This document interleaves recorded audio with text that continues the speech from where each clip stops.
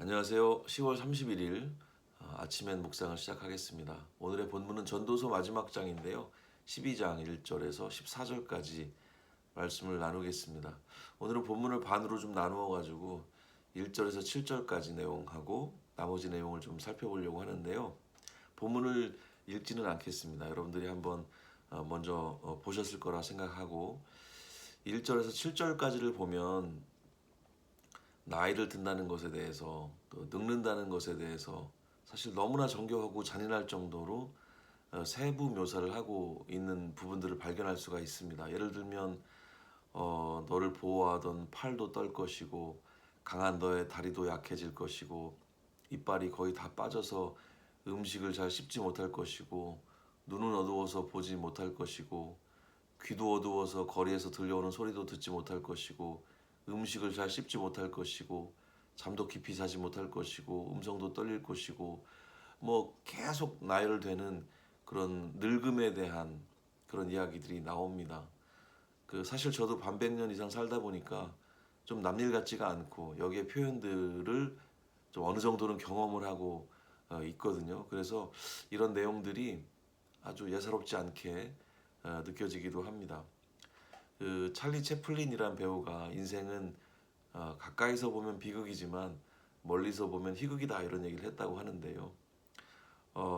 나이 듦에 대해서 이렇게 너무나 자세하게 가까이서 바라보는 시선을 이렇게 따라가다 보니까 인생이 정말 비극이 아닌가 이런 생각이 들기도 합니다. 그래서 좀 물러서서 인생이 희극으로 보이는 지점이 어딘지 모르겠지만 그렇게 조금 멀리서 저의 인생도 좀 바라보고 싶다는 그런 바람이 좀 생기기도 합니다. 그런데 이 단락을 가만히 보면은 뭐 그 얘기가 전부가 아니죠. 시작과 끝에 나이 들어서 힘 빠지기 전에 너의 창조자를 기억하라 이렇게 얘기를 해주고 있습니다. 그러니까 어쩔 수 없이 하나님 만나지 말고 고백할 기회가 있을 때, 또 기억할 기회가 있을 때, 네가 힘이 있을 때 스스로 선택해서 하나님을 기억해라라고 하는 그런 말씀인 거죠. 그 자유자의 선택권이 있을 때 주체적으로 하나님을 기억하고 바라봐라 이렇게 말하고 있는 겁니다. 우리가 언젠가 하나님을 만나게 될 텐데 그러니까 이런 표현이 어울릴지 모르겠습니다. 하나님을 당하지 말고 하나님을 만나십시오 하는 그런 얘기가 될 것 같습니다. 사랑의 하나님이 지금도 우리의 사랑의 고백을 기다리고 계신다는 사실 모두 알고 계실 겁니다. 사랑을 만드신 분, 사랑 자체이신 그분이 우리들을 자동으로 사랑을 고백하는 할 줄 아는 그런 기계 장치로 만들지 않으시고 스스로 가치를 판단해서 선택하고 고백할 수 있도록 만드셨다는 사실은 정말 놀라운 일이 아닌가 하는 생각이 듭니다. 그분의 형상이라는 표현이 있잖아요. 하나님의 형상에 우리의 그런 자유의지 또 선택들에 대한 의미도 분명히 들어있겠죠. 진짜 사랑이라고 하는 것은 어쩔 수 없이 대상을 만나게 되는 게 아니고 여러 선택지 중에 가치를 두고 기억하고 바라보는 그런 것이죠. 그래서 성경이 이렇게 두껍게 되어 있다는 생각도 해볼 수 있습니다. 하나님이 사랑의 고백을 받으시려고 끝까지 포기하지 않고 기다리셨기 때문인 거죠.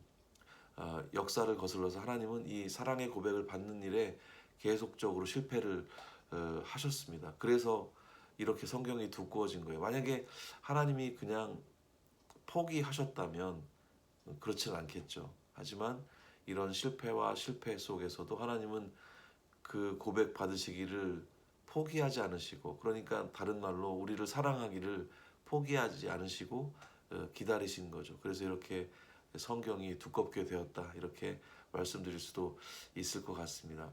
포기하지 않으시는 하나님의 존재는 허무해 보이는 이 세상 속에서 한 줄기의 빛이 아닐 수 없겠습니다. 성경을 펼치면서 우리는 이 사실에 대해서 다시 한번 기억하고 생각하고 또 감사하는 마음을 가져야 할 것 같습니다.